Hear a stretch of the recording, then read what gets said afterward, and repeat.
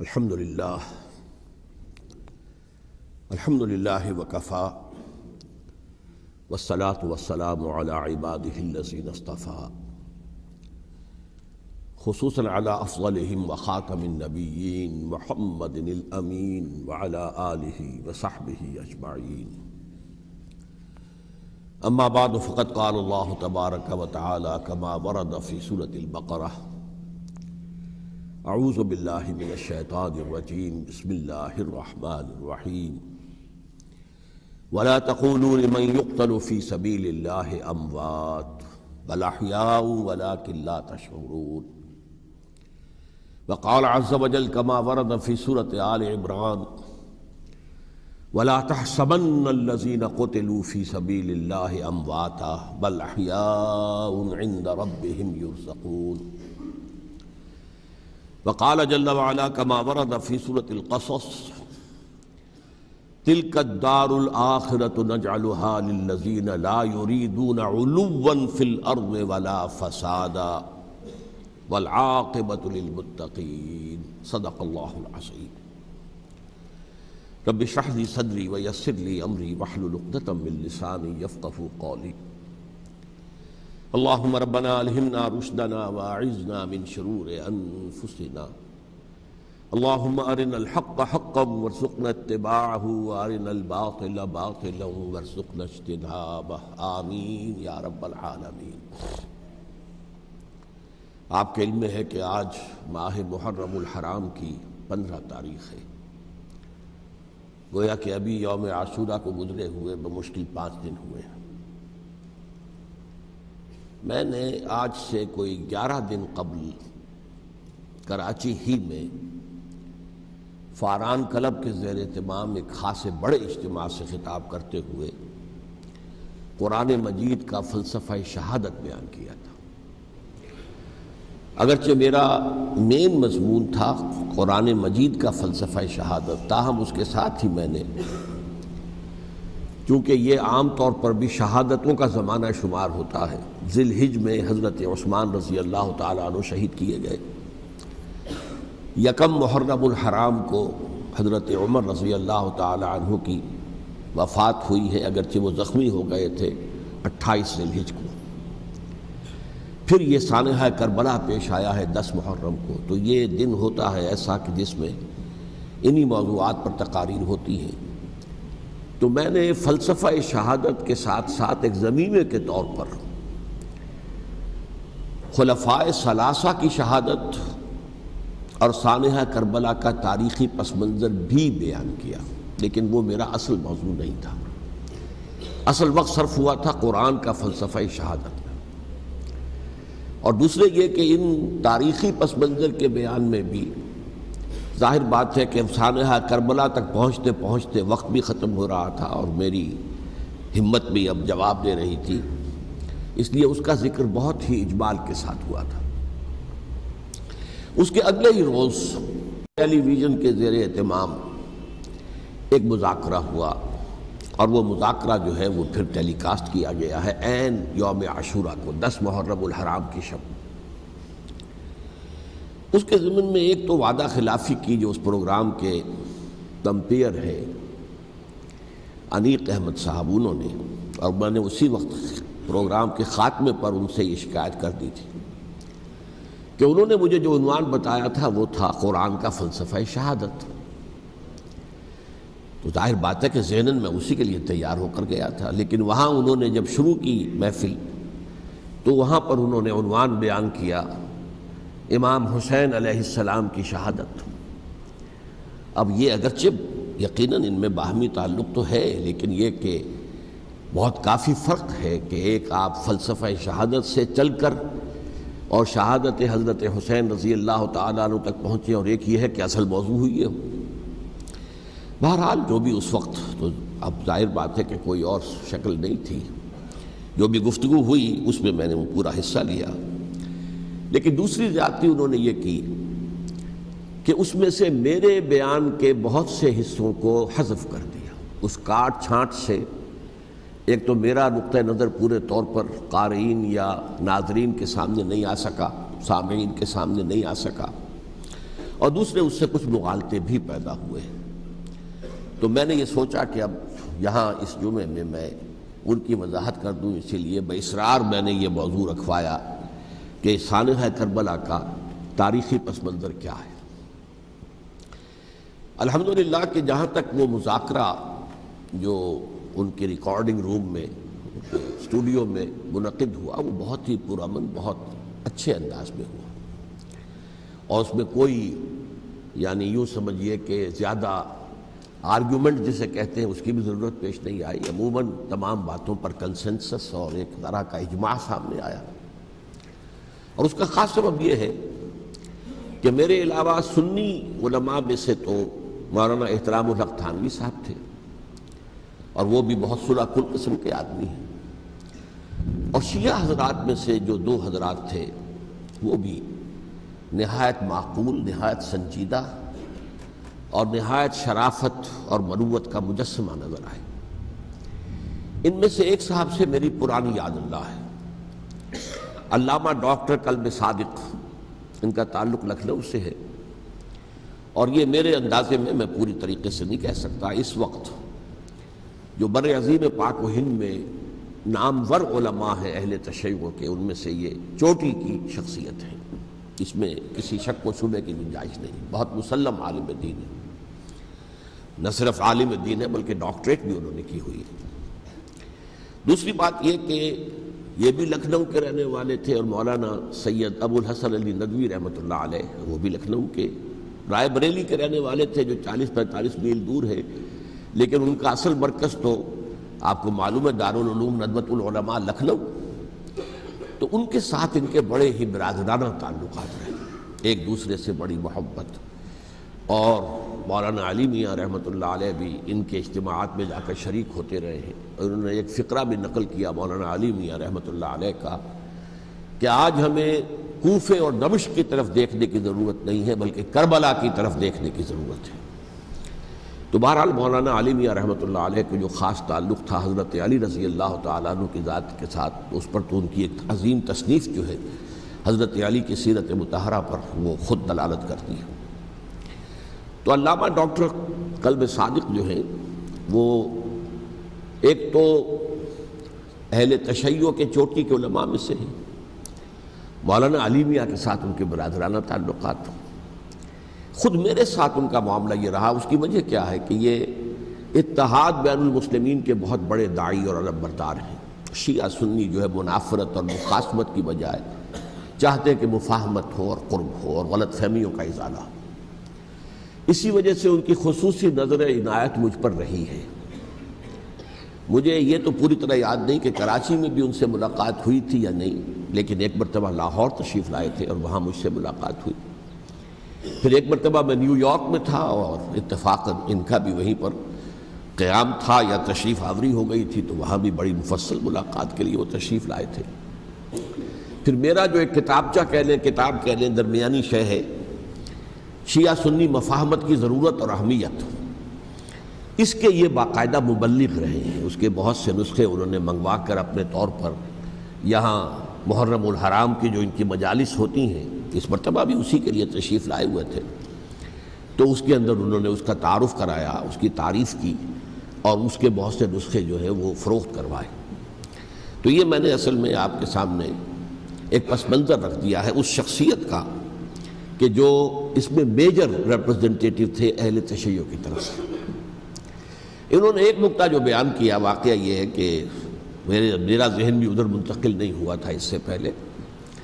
انہوں نے فرمایا کہ یہ اللہ کے راستے میں شہید ہو جانے والے کو جو اللہ کے راستے میں قتل ہو جائیں، سورہ بقرہ میں تو فرمایا انہیں مردہ مت کہو، وَلَا تَقُولُوا لِمَنْ يُقْتَلُ فِي سَبِيلِ اللَّهِ أَمْوَاتٌ بَلْ أَحْيَاءٌ وَلَٰكِن لَا تَشْعُرُونَ. وہ تو زندہ ہیں لیکن تمہیں ان کا شعور نہیں. لیکن سورہ آل عمران کے اندر جو آیت آئی ہے وَلَا تَحْسَبَنَّ الَّذِينَ قُتِلُوا فِي سَبِيلِ اللَّهِ أَمْوَاتًا بَلْ أَحْيَاءٌ عِندَ رَبِّهِمْ يُرْزَقُونَ. ہرگز مت سمجھنا ان کو جو اللہ کی راہ میں قتل ہو جائیں کہ وہ مردہ ہیں، وہ زندہ ہیں، اپنے رب کے پاس سے رزق پا رہے ہیں. تو انہوں نے کہا کہ اللہ تعالیٰ کی راہ میں قتل ہو جانے والوں کو مقتول کہنا ہی نہیں، سمجھنا بھی غلط ہے. دل سے بھی بات جو ہے وہ یہ نہیں ہونی چاہیے کہ وہ مردہ ہے، بلکہ وہ زندہ ہے، اس شد و مد کے ساتھ وَلَا تَحْسَبَنَّ، ہرگز نہ سمجھنا ان کو جو اللہ کی راہ میں قتل ہو جائیں کہ وہ مردہ ہے، وہ تو زندہ ہے، اپنے رب کے پاس سے رزق پا رہے ہیں۔ اس در میرا ذہن نہیں گیا تھا، میں اس کو تسلیم کر رہا ہوں۔ دوسرے جو شیعہ عالم دین تھے، مجھے ان کا پورا نام مستحضر نہیں ہے، نقوی صاحب، وہ بھی ڈاکٹر بھی ہیں اور عالم دین ہیں، وہ بھی تھے، اور وہ بھی بہت ہی یوں سمجھیے کہ یعنی دلیل کو تسلیم کرنے والے اور بہت ہی معقول انداز میں گفتگو کرنے والے تھے۔ بہرحال جب وہ مذاکرہ شروع ہوا تو سب سے پہلے ڈاکٹر قلب صادق صاحب کو دعوت دی گئی کہ وہ اظہار خیال کریں۔ انہوں نے انہی 2 آیتوں کے حوالے سے جو ابھی میں نے بیان کی ہے، ایک نقطہ بھی بیان کیا، کچھ اور باتیں بھی بیان کی۔ اس کے بعد جب میری باری آئی تو میں نے کہا کہ مجھ سے کچھ اور سوال کیا گیا تھا، لیکن میں نے کہا کہ میں پہلے بات وہیں سے شروع کرنا چاہتا ہوں۔ سوال یہ کیا گیا تھا ڈاکٹر قلب صادق سے کہ قرآن کا فلسفہ شہادت کیا ہے۔ تو میں نے کہا جو سوال آپ نے ان سے کیا تھا، میں اس کے جواب سے اپنی بات شروع کرنا چاہتا ہوں کہ میرے نزدیک قرآن مجید میں اللہ کی راہ میں قتل ہونے کے لیے لفظ شہادت آیا ہی نہیں ہے۔ حدیث میں ضرور آیا ہے بصیغہ مجہول، فقد استشہدا، اس کی شہادت قبول کر لی گئی یا اس کو شہید بنا لیا گیا، اور اس معنی میں صرف ایک جگہ پر امکان ہے پورے قرآن میں، سورہ آل عمران کی ایک آیت میں، وَيَتَّخِذَ مِنْكُمْ شُهَدَاءَ، کہ وہاں اس کے معنی لیے جا سکے مقتول فی سبیل اللہ کے، باقی کہیں بھی نہیں۔ یہ تو اصل میں کار رسالت کے لیے ایک اصطلاح ہے۔ ہر رسول شاہد بن کر آیا، شہید بن کر آیا، یہاں دنیا میں وہ اپنے عمل سے، اپنے قول سے انفرادی اجتماعی سطح پر حق کی گواہی دیتا رہا، اور قیامت کے دن کھڑے ہو کر پروزیکیوشن وٹنس کی حیثیت سے اپنی قوم کے خلاف گواہی دے گا کہ اللہ میں نے ان کے سامنے تیرا پیغام پہنچا دیا تھا، اب جو کچھ انہوں نے کیا اس کے ذمہ دار یہ ہے۔ دے کانٹ پلیڈ اگنورنس، وہ یہ نہیں کہہ سکتے کہ ہمیں معلوم نہیں تھا، ہمیں بتایا نہیں گیا تھا۔ بہرحال اس پر مجھے بڑی خوشی ہوئی جب علامہ نقوی صاحب نے اس نقطے کو بہت سراہا، اور انہوں نے تسلیم کیا کہ کچھ دنوں سے مجھے بھی یہ خیال ہو رہا تھا، یعنی یہ کہ یہ کوئی زیادہ پرانا خیال ان کا نہیں تھا۔ انہوں نے فرمایا کچھ دنوں سے مجھے بھی یہ خیال ہو رہا تھا کہ قرآن میں تو یہ لفظ شہید اور شہادت اس معنی میں ہے ہی نہیں۔ میرا گمان یہ ہے کہ چونکہ اس موضوع پر میں نے بہت تقریریں کی ہیں، سال ہر سال سے تقریریں کر رہا ہوں، قرآن کا فلسفہ شہادت کیا ہے، اور اس کے حوالے سے یہ کہ امت مسلمہ کا کیا فرض منصبی ہے، شہادت علی الناس کی کیا ذمہ داری ہے جو امت مسلمہ پر ہے۔ تو یہ تو میری دعوت قرآنی کے اہم مضامین میں سے ہے، تو ہو سکتا ہے کہ میری ہی کسی تقریر کی کوئی اڑتی ہوئی خبر ان کے کانوں تک پہنچی ہو، واللہ عالم، لیکن انہوں نے اس نقطے کو سراہا، اور مجھے اللہ کے فضل و کرم سے مجھے اس پر خوشی ہوئی کہ بجائے اس کے کہ وہ اس پر کوئی آرگیومنٹ کرتے، کوئی بحث و تبحیث کرتے، انہوں نے میری اس بات کو تسلیم کیا اور اس کی گویا کہ تائید کی۔ پھر میں نے عرض کیا کہ جہاں تک خلفائے ثلاثہ کی شہادت کا اور شہادت حسین یا سانحہ کربلا رضی اللہ تعالیٰ عنہم اجمعین کا تعلق ہے، اصل میں اس کو نہیں سمجھ سکتے لوگ جب تک کہ ریولوشن اور کاؤنٹر ریولوشن کا فلسفہ سمجھ میں نہ آئے۔ جب کسی ملک میں کسی خطہ ارضی میں کوئی انقلابی تحریک چل رہی ہوتی ہے، ظاہر بات ہے ابتدا میں تو انقلابی لوگ چند ہوتے ہیں، کمزور ہوتے ہیں، ضعیف ہوتے ہیں، ان سے کوئی خطرہ محسوس نہیں ہوتا، لیکن کشاکش کے دوران ایک وقت آ جاتا ہے کہ پھر جو مخالف انقلاب ہیں وہ یہ سمجھ بیٹھتے ہیں، سمجھ جاتے ہیں کہ اب ہماری پیش نہیں جا رہی، اب ہمارا بس نہیں چلے گا، لہذا سر جھکا دو۔ اسے پنجابی محاورے میں کہا جاتا ہے نیوی پاؤ، اس وقت تو وقت کو گزارو، اب اس کے بعد پھر کوئی موقع ملا تو دیکھیں گے کہ اس انقلاب کو ہم انڈو کر سکیں، کاؤنٹر ریولوشنری موومنٹس۔ یہ اصل میں فلسفہ سمجھ میں نہ آئے، اور ریولوشن کا فلسفہ سمجھ میں نہ آئے تو سیرت النبی سمجھ میں نہیں آ سکتی۔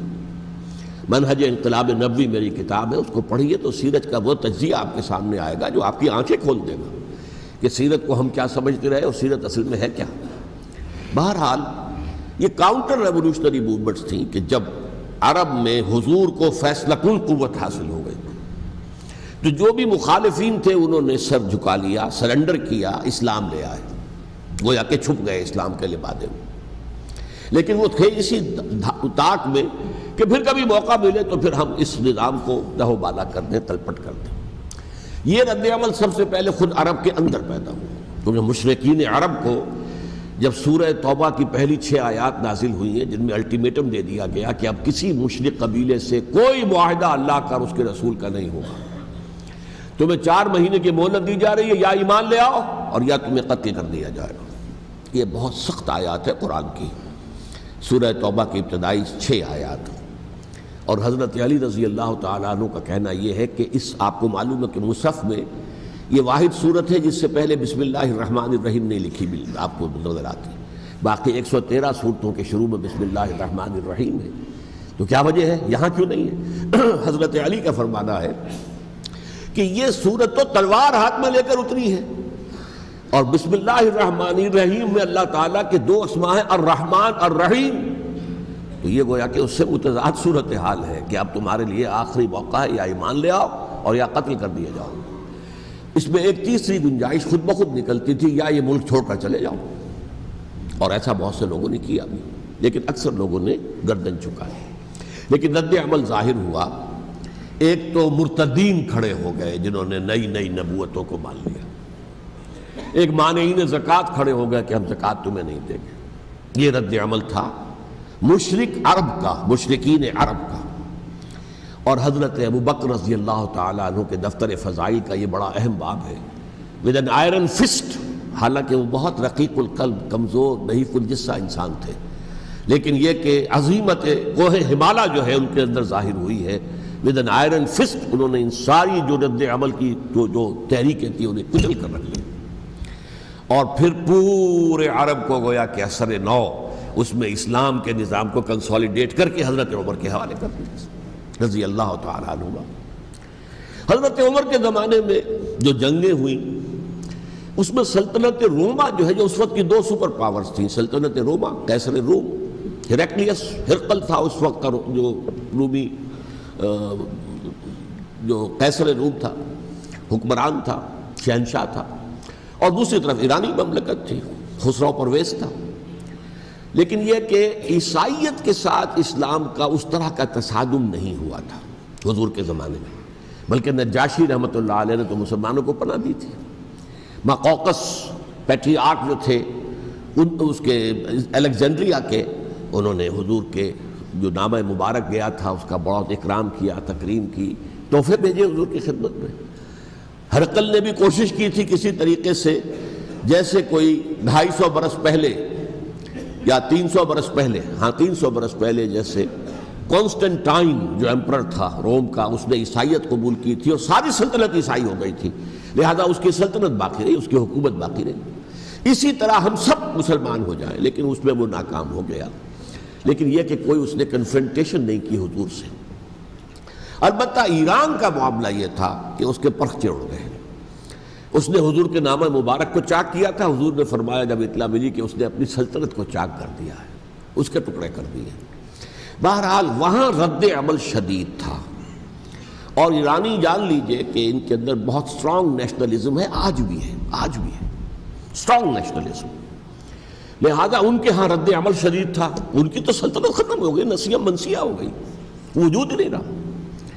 لہذا وہاں سے جو کاؤنٹر ریولوشن شروع ہوا ہے وہ پھر ہرمزان جو ایک بہت بڑا جرنیل تھا، اس نے بڑی عیاری کے ساتھ اپنی جان بچائی تھی۔ یہ بڑا دلچسپ واقعہ ہے کہ وہ یعنی کنڈیمڈ تھا اسلامی حکومت کی طرف سے، خلافت کی طرف سے، کہ وہ جہاں بھی پایا جائے اس کو قتل کرنا ہے۔ حضرت عمر کی عدالت میں لا کے پیش کیا گیا، حضرت عمر نے کہا یہ واجب القتل ہے، قتل کر دو اس کو۔ اس نے کہا اچھا مجھے ذرا پانی پلا دیجیے۔ حضرت عمر نے فرمایا ٹھیک ہے بھائی، پانی لاؤ، پانی دے دو۔ پانی کا کٹورا کہنے مجھے پہلے ضمانت دیجیے کہ جب تک میں یہ پانی نہ پی لوں مجھے قتل نہیں کیا جائے گا۔ ہاں ہمارا وعدہ ہے۔ اس نے وہ کٹورا پھینک دیا پانی کا، کرو مجھے قتل کیسے کرو گے، میں نے وہ پانی تو نہیں پیا۔ اس سے اپنے آپ کو بچایا اس نے۔ بہرحال آپ اختلاف کر سکتے ہیں کہ حضرت عمر کو اس عذر کو قبول نہیں کرنا چاہیے تھا، لیکن بہرحال ان کی اپنی مروت اور شرافت تھی کہ اپنے وعدے کا پاس کیا۔ اس کی سازش سے ابو لولو فیروز اس نے حضرت عمر کو شہید کیا۔ یہ گویا کہ دوسری کاؤنٹر ریولوشنری موومنٹ تھی۔ انہوں نے یہ سمجھا تھا کہ یہ ساری چکی جو چل رہی ہے، جیسے چکی کی ایک کلی ہوتی ہے، وہ کلی جگہ سے ہٹ جائے تو چکی کیسے چلے گی۔ یہی بات حضرت علی نے فرمائی تھی حضرت عمر سے رضی اللہ تعالی عنہما جب شام کے محاذ پر کچھ پسپائی سی ہو رہی تھی تو حضرت عمر نے ارادہ کیا میں خود جاؤں گا محاذ پر اور کمانڈ کروں گا۔ حضرت علی رضی اللہ تعالیٰ عنہ نے فرمایا کہ نہیں امیر المومنین آپ مت جائیں، چکی اسی وقت تک چلتی ہے جب تک کہ کلی گڑی ہوئی، آپ کلی ہیں اس وقت اس نظام کی جس کے گرد یہ اسلام کی چکی گھوم رہی، آپ مت جائیں۔ لہذا حضرت عمر نے ان کی بات مانی، اس قدر صائب مشورہ تھا جو دیا تھا۔ بہرحال انہوں نے یہ سمجھا تھا کہ عمر ہی کے بل پر چل رہا ہے یہ سب کچھ، لہذا عمر کو بیچ سے ہٹا دینے سب بیٹھ جائے گا۔ لیکن ظاہر بات ہے کہ محمد الرسول اللہ کی بنائی ہوئی عمارت صلی اللہ علیہ وسلم اتنی کمزور نہیں تھی۔ اس کے بعد حضرت عمر کے انتقال کے بعد حضرت عثمان کا انتخاب ہوا، اور حضرت عثمان کے بھی 10 سال پہلے جو ہے وہ بالکل حضرت عمر کی جو دور خلافت ہے اس کے بالکل مشابہ ہے، مماثلی۔ ہمارے ذہنوں میں یہ تصور بٹھا دیا گیا ہے کہ سارے 12 سال شاید فتنہ ہی فتنہ رہا، فساد ہی فساد رہا، دنگا رہا، لڑائی رہی۔ نہیں، 10 سال پورا امن، اور جس طریقے سے فتوحات کا سیلاب حضرت عمر کے زمانے میں جا رہا تھا اسی طریقے سے حضرت عثمان کے 10 سالوں کے دوران گیا۔ آخری 2 سالوں میں ایک فتنہ اٹھا ہے، یہ فتنہ کیا ہے اس کو سمجھ لیجیے۔ مذاہب کی جو 3 سے کنفرنٹیشن ہوئی تھی، ایک تو یہ کہ مملکتوں میں سے مملکت ہرقل، مملکت روم، مملکت ایران، رومی سلطنت کی 2 ٹانگیں مسلمانوں نے توڑ دی، شمالی افریقہ سے نکال دیا، مغربی ایشیا سے نکال دیا، لیکن یورپ میں وہ قائم تھا، اس کی سلطنت تھی، لیکن ایرانی سلطنت کا بالکل تیا پاچا ہو گیا، ختم ہو گیا۔ اسی طریقے سے 3 مذاہب سے کنفرنٹیشن ہوئی، مشرکین عرب سے، اس کا میں بیان کر چکا ہوں، ان کا پہلا وار حضرت ابوبکر کے عہد خلافت میں ہو گیا۔ دوسرے جو عیسائیوں کا معاملہ تھا ان سے بھی کوئی تصادم نہیں ہوا حضور کے حیات طیبہ کے دوران، لیکن جو یہودیت بطور مذہب، اس کو ظاہر بات ہے کہ اسلام نے اس کو ختم کیا تھا کم سے کم جزیرہ نما عرب سے۔ مدینے میں 3 قبیلے تھے جو اپنی غداری کی وجہ سے اور اپنی صلح کو توڑنے کے جرم کی پاداش میں 2 نکالے گئے، اور تیسرا جو ہے اس کے تمام جو بھی جوان افراد تھے انہیں قتل کیا گیا۔ پھر خیبر پر حملہ کیا گیا اور خیبر کو جو ہے فتح کیا گیا، وہ یہودیوں کا بہت بڑا گڑھ تھا، اور جو مدینے سے نکالے گئے تھے وہ بھی وہیں جا کر مقیم ہو گئے تھے۔ تو اس اعتبار سے، اور پھر یہودی اپنے آپ کو سمجھتے تھے اللہ کی طرف سے دنیا میں جو نمائندہ جو ہے امت وہ ہم ہیں، اب انہیں معزول کر کے امت محمد کو وہاں پر کھڑا کر دیا گیا صلی اللہ علیہ وسلم۔ لہٰذا وہ بہت زیادہ جو سمجھیے ایگریوڈ، سب سے زیادہ جن کو گزند پہنچا ہے حضور کے دست مبارک سے، وہ یہودی تھے۔ لہذا ان کا جو رد عمل آیا ہے وہ ہے جس کے نتیجے میں حضرت عثمان شہید ہوئے، حضرت علی شہید ہوئے، حضرت حسین شہید ہوئے۔ اب اس چیز کو اچھی طرح سمجھیے، یہ جو رد عمل ہے یہ ایک شخص کے ذریعے سے آیا، اور اسی لیے بعض لوگ یہ سمجھتے ہیں کہ یہ خامخواہ کی کہانی ہے، کیا ایک آدمی اتنا بڑا کام کر سکتا؟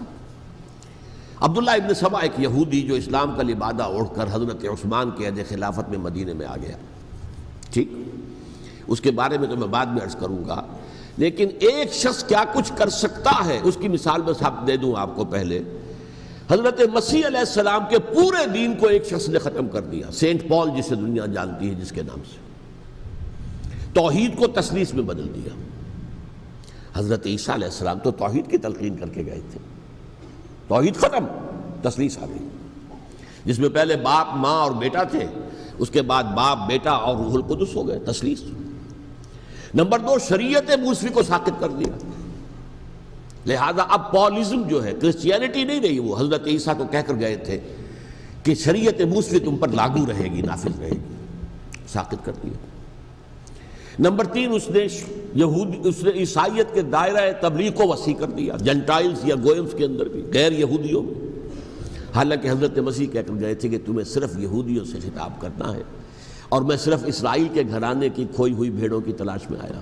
اب آپ دیکھیے حضرت مسیح کے فوراً بعد اور حضرت مسیح کی زندگی کے دوران جب تک کہ وہ موجود تھے، وہ بدترین دشمن تھا حضرت مسیح علیہ السلام کا۔ بعد میں لبادہ اوڑھا، اور یہ کہ مجھے مکاشفہ ہوا ہے، مکاشفے میں مسیح سے میری ملاقات ہوئی ہے، میں ان پر ایمان لے آیا ہوں، اور پھر اس نے اپنے زہد اور دینداری کا جو بھی فراڈ تھا اس کے نتیجے میں اپنی حیثیت بنا لی، دین مسیحی کو بالکل ختم کر دیا۔ آج کہاں ہے وہ دین مسیحی؟ دی 100 کے مصنف نے بھی صاف لکھا ہے کہ جب تک حضرت مسیح دنیا کے اندر موجود تھے عیسائیت کی حیثیت یہودیت نے ایک فرقے سے زیادہ نہیں تھی، یہودیوں کا ایک فرقہ، ایک جماعت بس۔ یہ سینٹ پال ہے جس نے اسے ایک مستقل مذہب کی حیثیت اختیار کی ہے۔ تو اٹ شوڈ بی کالڈ پالزم، اور یہ ایک آدمی کا کارنامہ۔ اسی طریقے سے یہ تو ہو گیا حضرت مسیح کے فوراً بعد، رفع سماوی کے فوراً بعد۔ 1500 برس کے بعد ایک تحریک چلی ہے یورپ کے اندر، اصلاح مذہب، اور اس کی پشت پر بھی یہودی ذہن تھا۔ یہودی ذہن نے عیسائیت کو 2 حصوں میں تقسیم کر دیا، کیتھولک اینڈ پروٹیسٹنٹس، اور پروٹیسٹنٹس کو اپنا اعلی کار بنایا۔ یہ ایک علیحدہ مضمون ہے جس پر میں تفصیل میں نہیں جانا چاہتا، میری کتاب بھی موجود ہے اس موضوع پر، سابقہ اور موجودہ مسلمان امتوں کا ماضی، حال اور مستقبل، اس میں نے تفصیل بیان کی۔ یہ جو تقسیم ہوا ہے تو وہ پہلی بات ایک یہودی، جیسے کہ علامہ اقبال نے، مارکس بھی تو ایک یہودی تھا نا، تو ابلیس کی مجلس شورا میں بڑا پیارا شعر ہے، وہ یہودی فتنہ گر، وہ روح مصدق کا بروز، ہر قبا ہونے کو ہے اس کے جنوں سے چاک چاک۔ یہ ایک یہودی فتنہ گر مارکس نے وہ تصور دنیا کو دیا جس نے عظیم انقلاب برپا کیا روس کے اندر، بولشوک ریولوشن، اور جو پھر آدھی دنیا تک پھیل گیا۔ آج سے 50 سال پہلے امریکہ کانپتا تھا، روس کے سامنے کھڑا ہوا کانپ رہا تھا، اس لیے کہ روس سائنٹیفک ترقی میں امریکہ سے بہت آگے تھا، اس کے ایسٹروناٹس پہلے گئے ہیں خلا کے اندر، امریکہ تو بہت پیچھے تھا۔ بہرحال اس نے جس طریقے سے USSR کا خاتمہ کرایا ہے وہ ایک علیحدہ بات ہے، میں اس وقت اس طرف نہیں جانا چاہتا، لیکن جان لیجئے کہ وہ ایک شخص کا کارنامہ، وہ یہودی فتنہ گر، وہ روح مصدق کا بروز، ہر قبا ہونے کو ہے اس کے جنوں سے تار تار۔ اسی طرح وہ عبداللہ ابن سبا، یہودی فتنہ گر۔ آج اہل تشیع میں سے بعض حضرات کہتے ہیں کہ یہ عبداللہ ابن سبا یہ تو افسانوی شخصیت ہے، اس کی حقیقت کوئی تھی ہی نہیں، حالانکہ ان کی اپنی کتاب میں رجال کشی کے اندر اس کا ذکر موجود ہے، اور یہ بھی موجود ہے کہ حضرت علی رضی اللہ تعالیٰ عنہ نے اپنے عہد خلافت میں اسے زندہ جلوایا ہے۔ اس کی وجہ کیا تھی؟ یہ آیا مدینے کے اندر اسلام کا لبادہ اوڑھ کر، اس نے چند عقیدوں کی اشاعت شروع کی۔ سب سے پہلے حضرت علی تو خدا ہیں، گاڈ انکارنیٹ، اوتار کا تصور، جیسے ہندوؤں میں ہے رام چندر جی خدا کا اوتار، اور عیسائیت میں بھی پہلے گاڈ انکارنیٹ کا تصور تھا کہ حضرت مسیح خدا کا اوتار ہے، انکارنیشن آف گاڈ۔ تو اس نے کہا کہ حضرت علی تو خدا کا اوتار ہے، خدا ہے۔ نمبر 2، اس نے کہا کہ ہر نبی کا ایک وصی ہوتا ہے جس کے حق میں وہ وصیت کرتا ہے، تو حضور صلی اللہ علیہ وسلم کے وصی حضرت علی ہیں، لہذا خلیفہ تو اول روز سے حضرت علی ہیں، حضرت ابو بکر، حضرت عمر، حضرت عثمان یہ تو غاصب ہیں، اور حضرت عثمان کی خلافت تھی اس وقت تو خاص طور پر۔ پھر اس نے جو قبائلی عصبیت تھی اسے بھڑکایا۔ پرانی جو عصبیت چل رہی تھی قریش کے اندر، وہ 2 گھرانے ایک دوسرے کے مد مقابل تھے۔ دیکھیے، ایک ہوتا ہے قبیلہ، ایک ہوتا ہے گھرانہ۔ ہمارے پنجاب میں ایک قبیلہ ہے وٹو قبیلہ، اس کے گھرانے بہت سے، مانے کے، لالے کے، سجے کے، شامد کے، یعنی کوئی لالا تھا ان میں سے بڑا، ان کے بیٹے ہو گئے لالے کے، ان کی اولاد، خاندان یہ کہلاتے ہیں۔ قبیلہ ایک، یہ وٹو قبیلہ۔ تو قبیلہ تھا قریش، اس میں گھرانے بہت تھے، بنو ہاشم، بنو امیہ، بنو تیم، بنو عدی، یہ بہت سے گھرانے تھے۔ تو چوٹی کے 2 گھرانے جو تھے وہ بنو ہاشم اور بنو امیہ، ان کے درمیان چپقلش تھی، مقابلہ، مسابقت، اور یہ مسابقت فی الخیر بھی ہوتی تھی۔ اگر انہوں نے غریبوں کو کھانے کھلائے ہیں تو ہم ان سے بڑھ کر کھلائیں گے، اگر وہ حاجیوں کی خدمت کرتے ہیں تو ہم ان سے بڑھ کر کریں گے۔ تو ان کے اندر یہ مسابقت فی الخیر بھی تھی، لیکن چپقلش تھی کہ کوئی ہم سے آگے نہ نکل جائے، وہ سمجھتا تھا وہ آگے نہ نکل جائے۔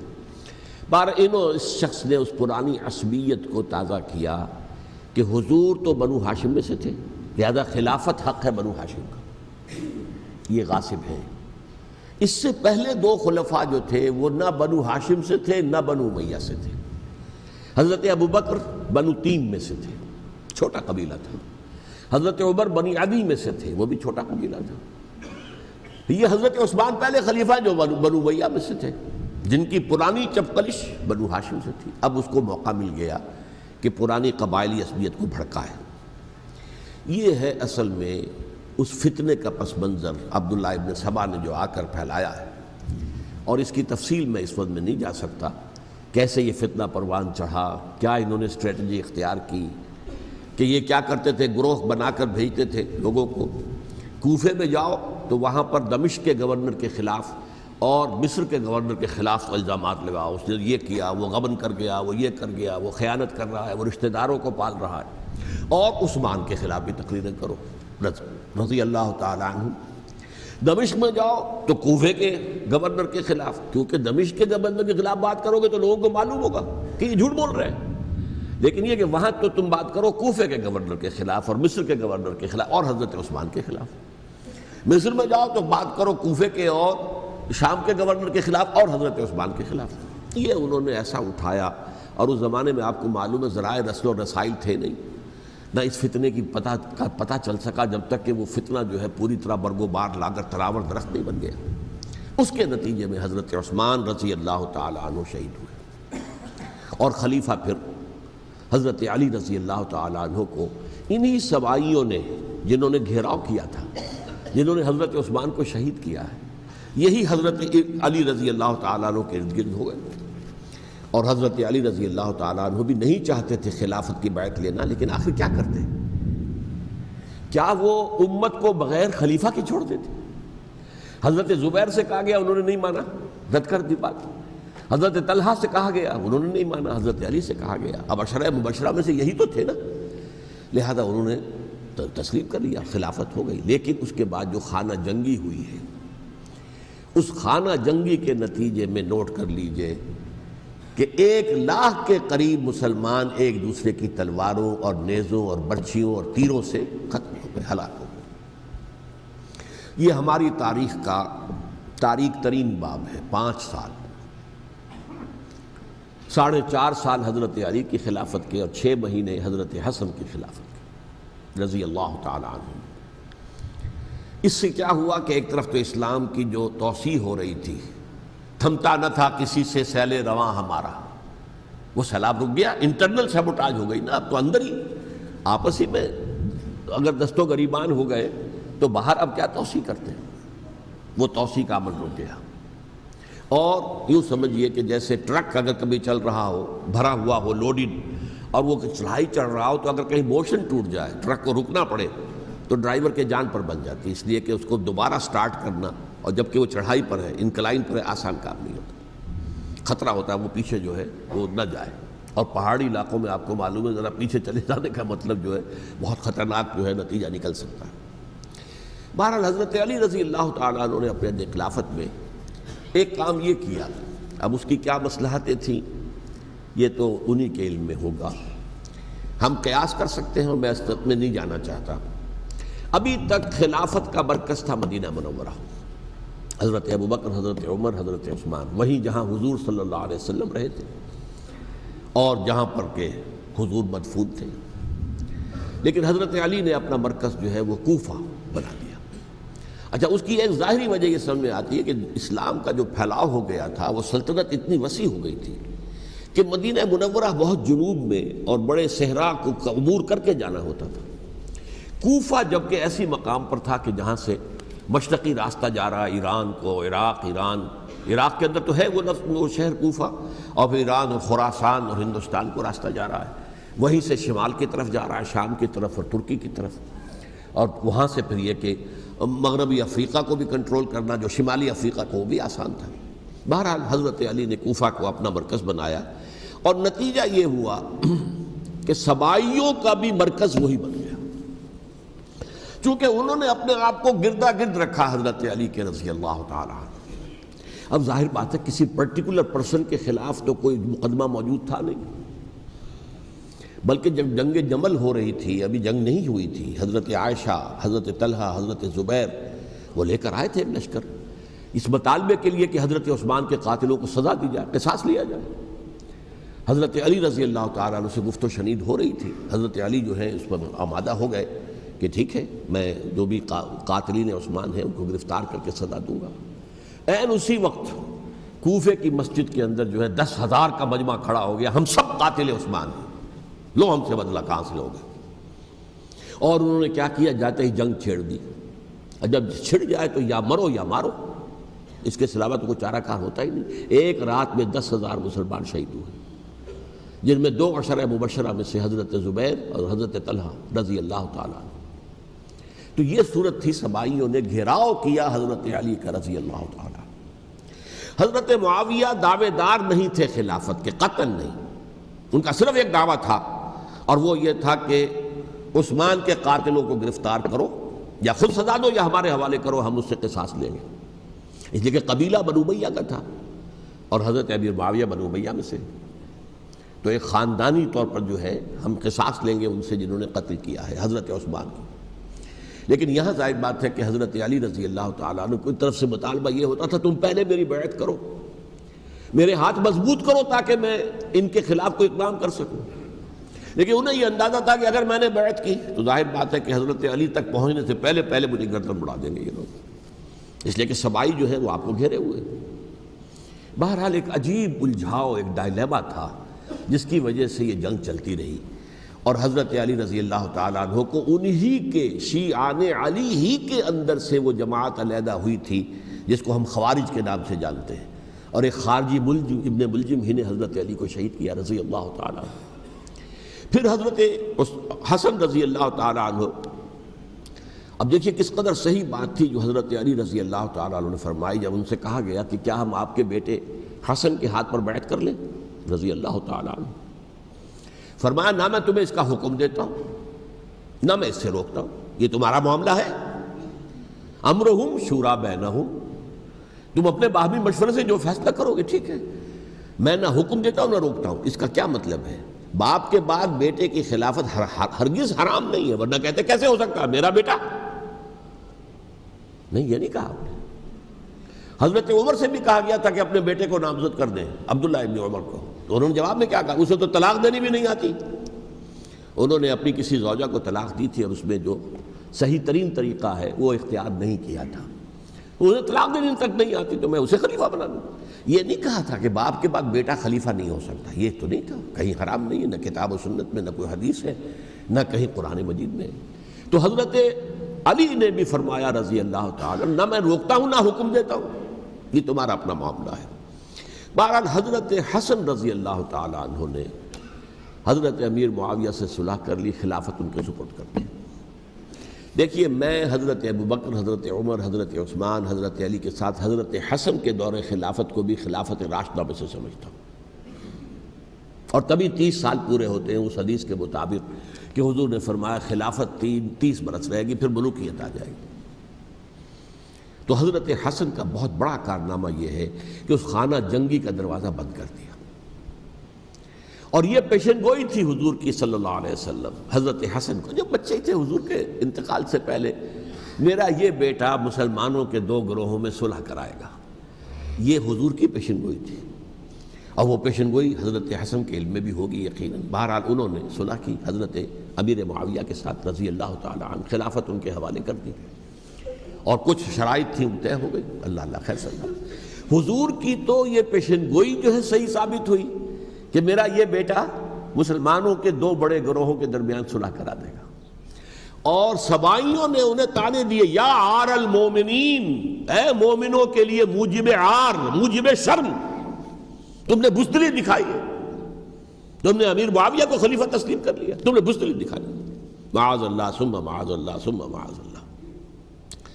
اب میں کچھ باتیں حضرت امیر معاویہ کے بارے میں کہنا چاہتا ہوں، اس لیے کہ وہاں اس میں میں نے حضرت معاویہ کے بارے میں یہ تو بہت شدت کے ساتھ کہا تھا، اور میں اب بھی اس پر قائم ہوں اور پوری طریقے سے قائم ہوں. میرا مستقل موقف یہی ہے کہ حضرت معاویہ رضی اللہ تعالیٰ عنہ کے دور خلافت کو ہم خلافت راشدہ میں شامل نہیں سمجھتے، اہل سنت میں سے کوئی بھی نہیں سمجھتا. لیکن اس کے ساتھ میں نے حضرت امیر معاویہ کے کچھ مناقب بھی بیان کیے تھے تاکہ پلڑا جو ہے ترازو کا اس کے دونوں پلڑے سامنے آ جائیں.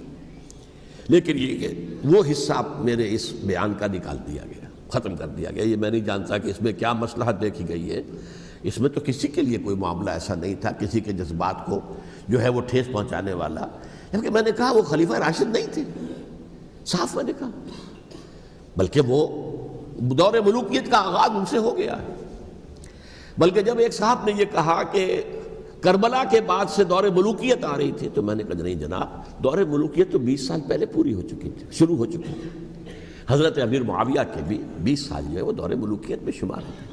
انہیں کسری العرب بھی کہا گیا، عرب کے کسریٰ، جو شہنشاہ ایران کا خطاب تھا، حضرت معاویہ رضی اللہ تعالیٰ عنہ کو کسری العرب کہا گیا، عرب کا کسریٰ یہ۔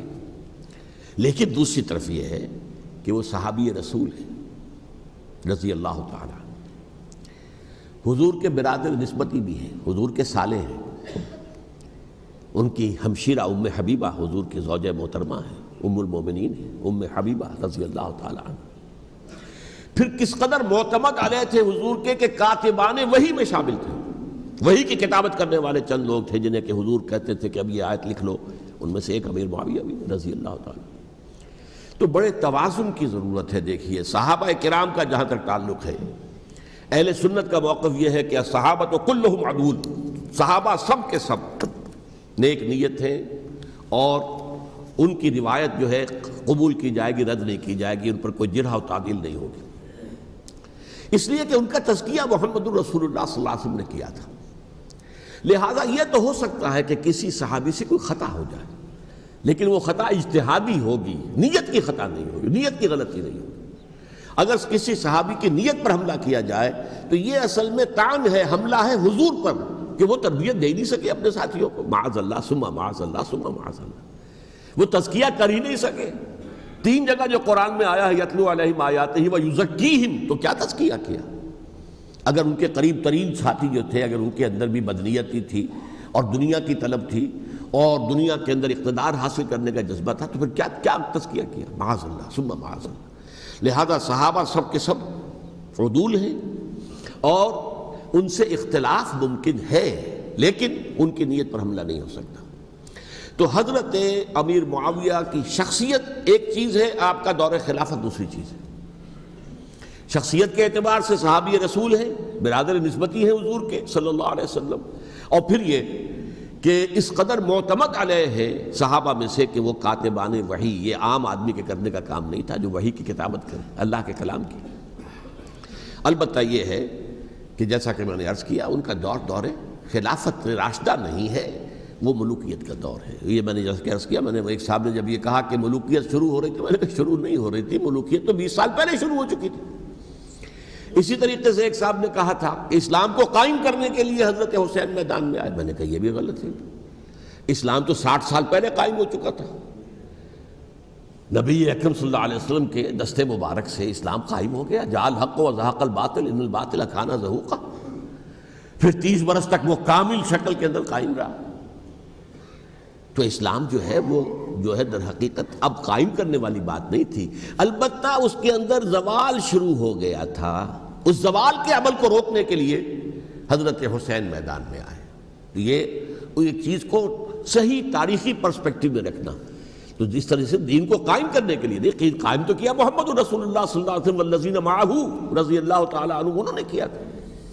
ہاں اب جو ہے وہ اپنی اس شاندار حیثیت سے نیچے گرنے لگا تھا، وہ میں بعد میں عرض کروں گا کہ میں نے اسے کیا عرض کیا تھا کہ یہ اس زوال کو روکنے کے لیے کسی طریقے سے یہ اپنی اصل حقیقت میں قائم رہے، یہ حضرت حسین رضی اللہ تعالیٰ عنہ کی سعی تھی۔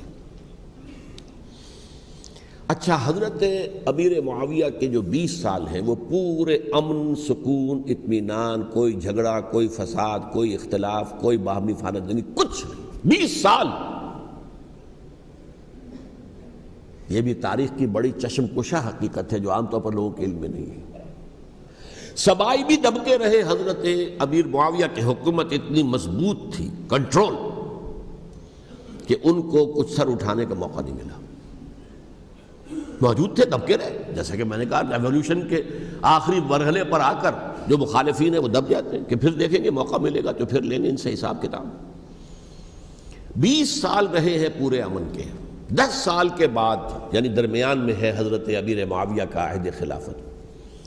ایک صحابی جو کہ بزرگ صحابہ میں سے ہیں، مغیرہ ابن شعبہ رضی اللہ تعالی عنہ، وہ آتے ہیں اور وہ کہتے ہیں کہ دیکھیے امیر المومنین، کتنی بڑی خانہ جنگی رہی تھی مسلمانوں کی آپس میں، اور اب بھی اگر آپ کسی کو نامزد کیے بغیر چھوڑ گئے امت کو تو پھر خانہ جنگی ہو جائے. 1 لاکھ اس وقت جو ہے وہ ہلاک ہوئے تھے، نہ معلوم اب کتنے ہلاک. لہٰذا آپ اپنی زندگی ہی میں نامزد کر دیجئے کسی کو خلیفہ، ولی عہد بنا دیجئے. حضرت امیر معاویہ نے ابتداءً جو ہے انکار کیا نہیں، لیکن ان کے دلائل ایسے تھے وزنی، اور میں سمجھتا ہوں کہ وہ بات صحیح تھی جو مغیرہ ابن شعبہ نے کہی، اس لیے کہ اب صحابہ کرام میں سے جو کبار صحابہ تھے وہ تو سب دنیا سے رخصت ہو چکے تھے. اب تو یا صغار صحابہ رہ گئے تھے جو حضور کے زمانے میں بچے تھے، حضرت حسن، حضرت حسین، عبداللہ ابن زبیر، یہ بچے ہی تھے نا، یا تو وہ تھے، اور یا بالکل نو مسلم تھے. اور نو مسلموں میں بڑی تعداد وہ تھی جو ایرانیوں کی تھی، شامیوں کی تھی، ادھر کی تھی، ادھر کی تھی. تو ان کو تو ظاہر بات ہے کہ تربیت نبوی سے کیا خلافت راشدہ سے بھی اکثر و بیشتر کو کوئی حصہ ملا ہی نہیں تھا. تو اس صورت میں اب وہ اعلیٰ ترین معیار پر حکومت کے نظام کو قائم کرنا ممکن نہیں ہے. کوئی قبائلی عصبیت جب تک حکومت کی پشت پر نہیں ہوگی حکومت مستحکم نہیں ہوگی. یہ گویا کہ ایک جس کو کہتے ہیں کہ حقیقت بینی، واقعیت پسندی، ایک آئیڈیلزم ہے اور ایک ریئلزم ہے کہ آپ فیکٹس آن دی گراؤنڈ کو غور کریں، سوچیں اس کے اوپر اور پھر کوئی فیصلہ کریں. اس اعتبار سے پھر حضرت امیر معاویہ نے بات مان لی اور بیعت لے لی لوگوں سے حضرت یزید کے لیے کہ یہ خلیفہ ہوں گے میرے بعد. اس کو ولی عہدی کہتے ہیں. اچھا، اس وقت 5 افراد ایسے تھے کہ جنہوں نے اس سے اختلاف کیا. یہ بات بہت اہم ہے. میرا کتابچہ ہے سانحہ کربلا، اس کے کچھ نسخے آج یہاں ہوں گے، آپ لوگ پڑھیے اسے غور سے اور پھیلائیے تاکہ حقیقت سامنے آئے. 5 افراد کون تھے جو ہونے چاہیے؟ ابو بکر فوت ہو گئے، ان کے بیٹے عبد الرحمن ابن ابی بکر. عمر فوت ہو گئے، ان کے بیٹے عبداللہ ابن عمر. عباس فوت ہو گئے، ان کے بیٹے عبداللہ ابن عباس. زبیر فوت ہو گئے، ان کے بیٹے عبداللہ ابن زبیر. اور حضرت حسن جو ہے ان کا انتقال ہو چکا تھا، حضرت علی کے بیٹے حضرت حسین رضی اللہ تعالی عنہ مجمعین. حضرت حسن کے بارے میں ایک فریق کا کہنا یہ ہے کہ انہیں زہر دے کر ہلاک کیا گیا. اہل تشیع کا قول یہ ہے، جبکہ اہل سنت کہتے ہیں کہ نہیں، وہ اپنی جو بھی طبی موت تھی اس سے ان کی وفات. لیکن میں اس میں نہیں جانا چاہتا، اس لیے کہ یہ مائکرو ہسٹری جو ہے نا، وہ تو ایک ایک واقعے کے لیے ادھر کی روایات کیا، ادھر کی کیا ہیں، ان کے پاس کیا دلائل، ان کے پاس یہ تو کسی ریسرچ اسکالر کا موضوع ہے، میرا موضوع نہیں ہے. لیکن بہرحال یہ 5 حضرات تھے جنہوں نے ولی عہدی کی بیعت نہیں کی. لیکن حضرت معاویہ اتنے حلیم الطبع انسان تھے، انہوں نے جبر نہیں کیا، کوئی تشدد نہیں کیا. ٹھیک ہے، ولی عہدی کی بیعت نہیں کر رہے، کوئی بات نہیں، میری بیعت تو کی ہوئی ہے نا، ابھی تو میں زندہ ہوں، بات ختم ہو گئی. میری بیعت کو تو نہیں توڑا انہوں نے، فسخ بیعت نہیں کی. اس اعتبار سے انہوں نے نہ کوئی تشدد کیا، نہ جبر کیا، نہ کوئی مواخذہ کیا. لیکن جب امیر معاویہ کا انتقال ہو گیا، اب ولی عہدی کی بجائے وہ اب خلافت کی بیعت ہوئی. سب لوگوں نے بیعت کر لی. ان 5 میں سے ایک فوت ہو چکے تھے. حضرت عبد الرحمن ابن ابی بکر فوت ہو چکے رضی اللہ تعالی. 4 تھے، ان 4 میں ایک اختلاف ہوا. 2 کی رائے یہ تھی، عبداللہ ابن عمر، عبداللہ ابن عباس، کہ اگرچہ یہ کام غلط ہوا ہے، اسلام کی روح کے منافی ہوا ہے، یہ بادشاہت کی بنیاد پڑ رہی ہے، لیکن یہ بات ایسی نہیں ہے کہ اس کی بنا پر ہم خانہ جنگی شروع کروا دیں، امت کے اندر خون خرابہ کروائیں، فساد کروائیں. لہذا انہوں نے بیعت کر لی. اب کوئی اگر یہ کہے معاذ اللہ کہ وہ بک گئے تھے یزید کے ہاتھوں، معاذ اللہ ثم معاذ اللہ، وہی بات آپ اختلاف کر سکتے ہیں کہ انہیں نہیں کرنی چاہیے تھی، یہ کوئی رائے رکھے، مجھے اختلاف نہیں. لیکن ان کی نیت پر حملہ کریں گے تو حملہ محمد رسول اللہ پر ہوگا صلی اللہ علیہ وسلم. عبداللہ ابن عمر کون ہیں؟ کتنی حدیثیں ان سے جو ہے وہ منقول ہیں. عبداللہ ابن عباس کون ہیں؟ جنہیں حضور نے جو ہے جن کے لیے دعا کی تھی، اے اللہ فقہہ فی الدین وعلمہ التاویل، اے اللہ اس نوجوان کو دین کا فہم عطا کر اور قرآن کی تعویل اور تفسیر کا علم عطا کر. حبر الامہ کہلاتے ہیں. وہ کہیں پیسوں اور ٹکوں کے عوض بک جانے والے نہیں تھے. انہوں نے امت کی مصلحت دیکھی. نیت جو ہے اس پر حملہ نہ کیجیے، البتہ اختلاف کا حق آپ کو حاصل ہے. 2 حضرات جو ہے ڈٹے رہے کہ نہیں، ہمیں کم وٹ میں رزسٹ کرنا ہے۔ عبداللہ ابن زبیر عمر کے اعتبار سے وہ بڑے ہیں، مسلمانوں میں سب سے پہلے ولادت مدینے میں جا کر جو ہوئی ہے وہ عبداللہ ابن زبیر کی ہوئی ہے۔ ہجرت کر کے جب مہاجرین وہاں پہنچے کچھ عرصے تک کسی کے ہاں کوئی اولاد نہیں ہوئی تو لوگوں نے تانے دینے شروع کر دیے کہ معلوم ہوتا ہے کہ یہاں آ کر یہ مکے کے رہنے والے جو ہیں کمزور ہو گئے ہیں، ان کے ہاں اولاد ہی نہیں ہو رہی۔ پھر عبداللہ ابن زبیر کی ولادت ہوئی ہے، یہ حضرت ابو بکر کے نواسے ہیں، حضور کی زوجہ محترمہ حضرت عائشہ کی بہن حضرت دیکھیے ابھی نام نکل گیا ہے جی، حضرت اسماء رضی اللہ تعالی عنہ عنہما، یہ ان کے صاحبزادے ہیں، حضرت زبیر کے بیٹے۔ ان کا فیصلہ ہوا کہ ہمیں رجسٹ کرنا ہے کم وقت میں ایٹ اینی کاسٹ۔ حضرت حسین ابن علی رضی اللہ تعالی عنہما کا بھی فیصلہ ہوا کہ ہمیں رجسٹ کرنا ہے کم وقت میں۔ البتہ ان میں بھی ایک اختلاف ہو گیا، یعنی یہ دو تو جڑے رہے، ان دو میں اختلاف ہو گیا۔ عبداللہ ابن زبیر کا کہنا یہ تھا کہ ہمیں حجاز میں رہنا چاہیے، یہ سرزمین ہے جس میں نبوت کی برکات سب سے زیادہ ہیں، یہاں ہم مضبوط قلعے کے اندر ہیں، ہمیں یہاں سے جو ہے رجسٹ کرنا چاہیے اور ختم کرنا چاہیے اس نظام کے اندر جو خرابی آ گئی ہے اس کو۔ حضرت حسین رضی اللہ تعالیٰ عنہ کے پاس خطوط کا تانتا بنا ہوا تھا، کوفے سے لوگ خط لکھ رہے تھے، آئیے آئیے آئیے، ہم آپ کے ہاتھ پر بیعت کریں گے، ہم آپ کے ہاتھ پر بیعت کریں گے، ہم آپ کے ہاتھ پر بیعت کریں گے۔ یہی وہ کوفہ جو حضرت علی کا دارالخلافہ رہا تھا اور جو پھر سبائیت کا گڑھ بن گیا تھا۔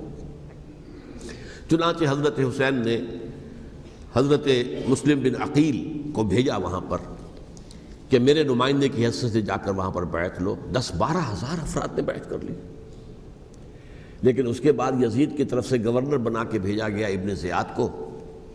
ابن زیاد نے آ کر جو تشدد کیا اور سختی کی تو سب کے سب بیعت توڑ کر اور سب منحرف ہو گئے۔ مخلصین تو وہ تھے نہیں، الکوفی لایوفی، کوفی جو ہے وہ تو کوئی وعدہ وفا کرنے والا ہوتا ہی نہیں، بیعت توڑ دی۔ فمن نقص فانما ينقص على نفسه، بیعت کے بعد بیعت توڑ دینا بہت بڑا گناہ ہے، توڑ دی۔ ادھر اطلاع مل گئی حضرت حسین کو، چل چکے تھے وہ، راستے میں تھے کہ وہاں تو مسلم بن عقیل شہید ہو گئے اور سب لوگوں نے بیعت توڑ دی۔ اب واپس جانا چاہتے تھے لیکن مسلم بن عقیل کے بیٹے جو ہے اڑ گئے۔ یہ عرب کی اپنی ایک جو ہے پرانی ان کی حمیت اور ان کا قبائلی نظام کہ اب ہم اپنے والد کے خون کا قصاص لیے بغیر نہیں جائیں گے۔ حضرت حسین رضی اللہ تعالیٰ عنہ کی مروت اور شرافت کہ یہ میرا ساتھ دینے کے لیے آئے تھے، اب میں ان کا ساتھ نہ دوں تو یہ تو شرافت اور مروت کے خلاف ہے۔ کہا اچھا چلو چلتے۔ وہاں جا کر بھی عین اپنے میدان کے اندر بھی حضرت حسین رضی اللہ تعالیٰ عنہ نے 3 چیزیں پیش کی ان کوفیوں کے لشکر کے خلاف۔ سب سے بڑا لشکر کے اندر سب سے بڑے تو کوفی تھے جنہوں نے بیعتیں کی ہوئی تھی حضرت حسین کے ساتھ۔ دیکھو مجھے جانے دو واپس حجاز کی طرف، یا مجھے سرحدوں پر بھیج دو تاکہ میں کافروں کے ساتھ جنگ کرتے ہوئے اپنی جان دے دوں، یا مجھے یزید کے پاس جانے دو، میں اپنا معاملہ اس سے طے کر لوں۔ لیکن کوفیوں کو یہ گوارا نہیں تھا۔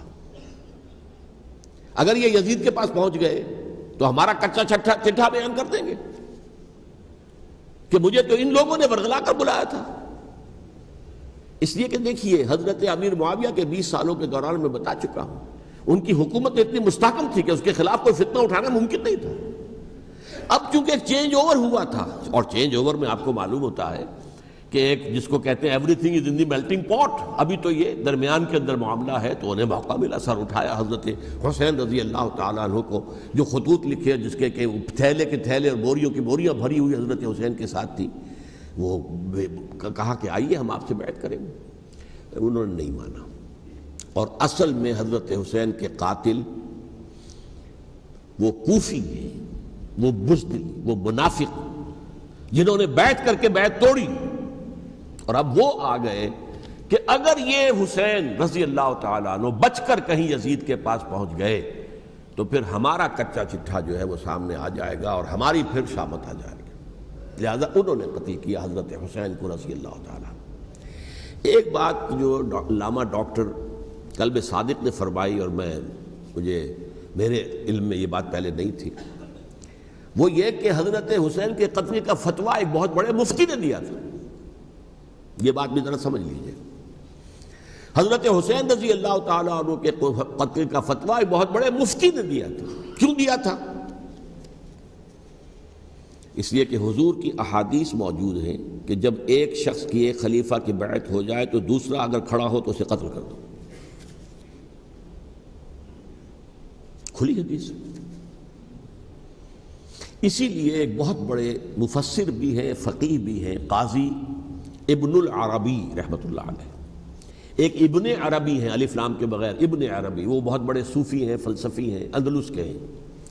یہ قاضی ابن العربی ہیں جنہوں نے قرآن کی ایک تفسیر لکھی ہے اس اعتبار سے کہ صرف ان آیات کی تفسیر جن سے کہ فقہی احکام جو ہیں ان کا استنباط ہوتا ہے. یہ دو تفسیریں اس طور سے لکھی گئی ہیں قرآن مجید کی. احکام القرآن ان کا نام ہے دونوں کا، جن میں سے ایک جو ہے قاضی ابن العربی کی ہے. ان کا ایک جملہ نقل ہوتا ہے، قتل الحسین بسیف جدہ، حسین قتل ہو گئے اپنے ہی نانا کی تلوار سے. وہ تلوار کیا تھی؟ جب کسی کی بیعت ہو چکی ہو پھر کوئی کھڑا ہو مدعی خلافت، قتل کر دو. میرے نزدیک حضرت حسین مدعی خلافت نہیں تھے. یہ بات اس وقت سامنے لوگوں کے نہیں آئی، بلکہ حکومت نے یہ باور کرا دیا کہ یہ تو باغی ہے، یہ مدعی ہے خلافت کے. انہوں نے تو دعویٰ نہیں کیا خلافت کا، وہ تو صرف اس عمل کو روکنے کے لیے میدان میں آئے تھے. اور اس بات کو اچھی طرح سمجھ لیجئے کہ اس وقت تک یہ جو تصور آج ہمارے پاس ہے کہ ریاست علیحدہ ہے، حکومت علیحدہ ہے. State of Pakistan, we are loyal to the state of Pakistan. ہم ریاست پاکستان کے وفادار ہیں، گورنمنٹ آف پاکستان کے وفادار نہیں ہیں. We are not loyal to the government. Government تو کبھی بے نظیر کی تھی، ہم اس کے خلاف تحریک چلا رہے تھے، یا کبھی کسی اور کی تھی اس کے خلاف تحریک چل رہی ہے، یا کبھی ضیاء الحق کی تھی اس کے خلاف تحریک چل رہی ہے. گورنمنٹ کو بدلنا تو عوام کا حق ہے. آج اس وقت نہیں تھا. اس وقت ریاست اور حکومت کا کوئی فرق نہیں تھا. لہذا جو حکومت سے اختلاف کرے گویا کہ باغی ہے. یہ ہے اصل میں وہ پیچیدہ مسئلہ کہ کیوں کسی مفتی نے فتویٰ دے دیا.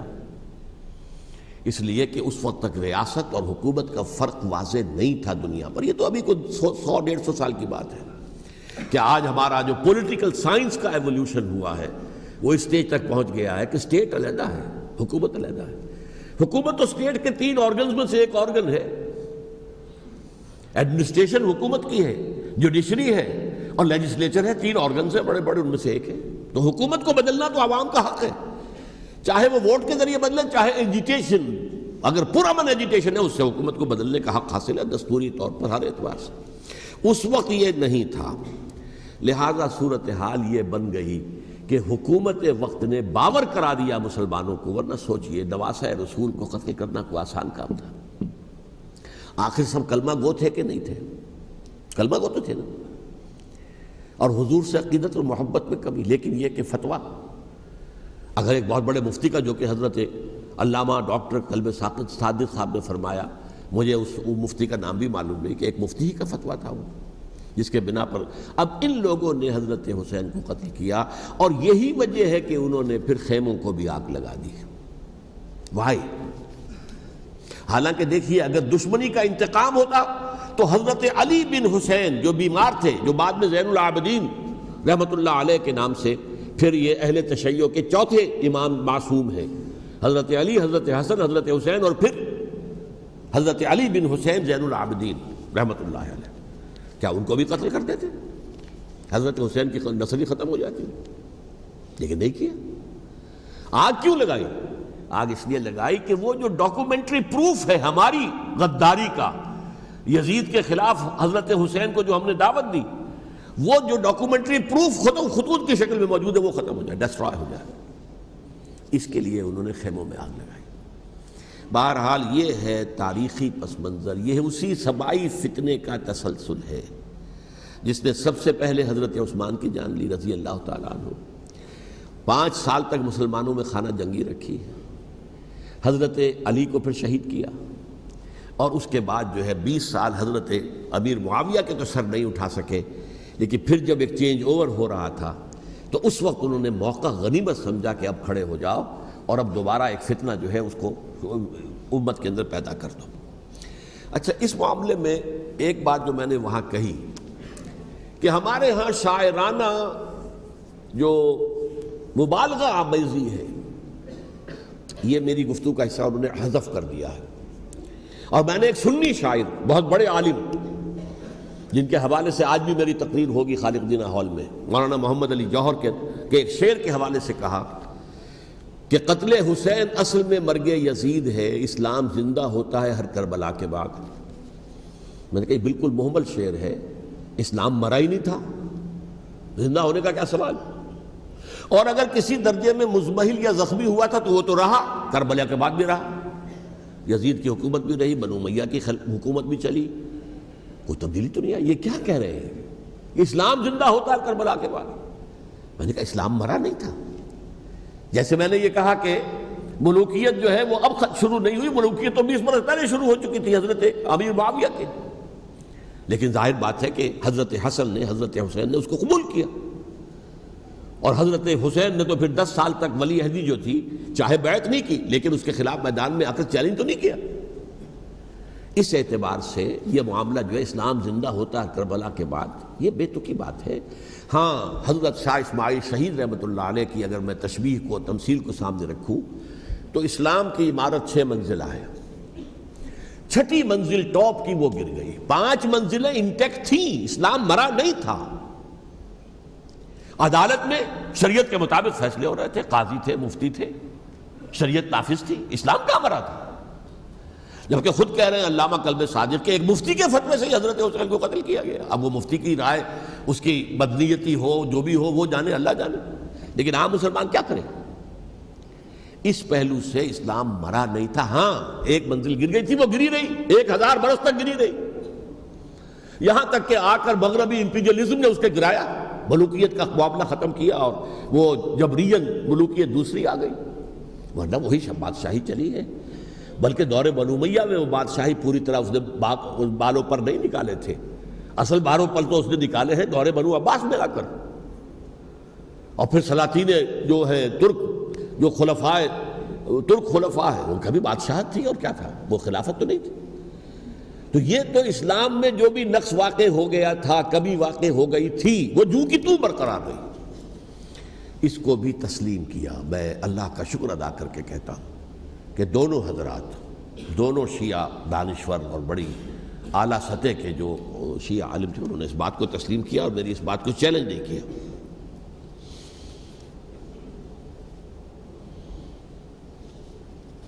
اصل میں تیسری بات میں نے یہ کہی کہ دیکھیے حضرت حسین رضی اللہ تعالی عنہ کی اس شہادت کے بعد، اس کے بعد واقعہ حرہ بھی ہوا، جو واقعہ کربلا سے بھی بعض اعتبارات سے زیادہ بھیانک اور زیادہ گھناؤنا واقعہ بنو امیہ کی تاریخ ہے، جس کو لوگ جانتے ہی نہیں. مدینہ کے کچھ لوگوں نے بغاوت کی اور انہوں نے اس کے خلاف فوج بھیجی، اور فوج کو جب مدینہ فتح کر لیا، 3 دن کے لیے حلال کر دیا، جو چاہو کرو، یہاں جسے چاہو مارو، جسے چاہو لوٹو، جس کا گھر چاہو برباد کرو، جس عورت کو چاہو ریپ کرو. اور یہ مدینہ النبی کے اندر ہوا ہے. تو کاٹ کھانے والی ملوکیت کے اندر بہت سے واقعات ہوئے.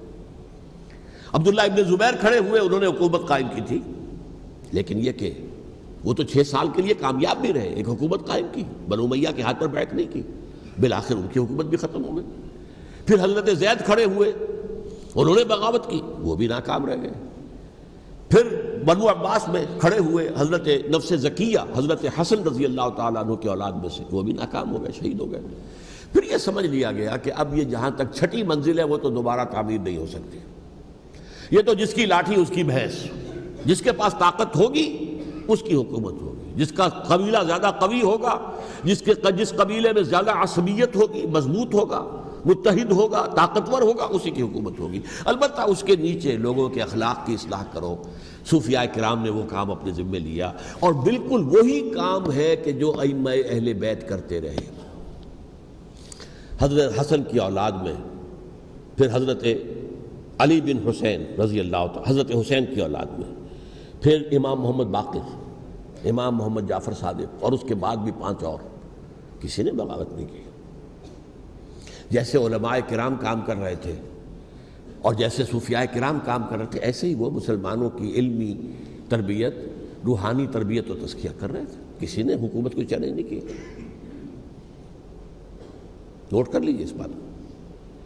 حضرت علی نے بھی چیلنج نہیں کیا تھا, حضرت حسن نے چیلنج نہیں کیا, خود صلح کر لی.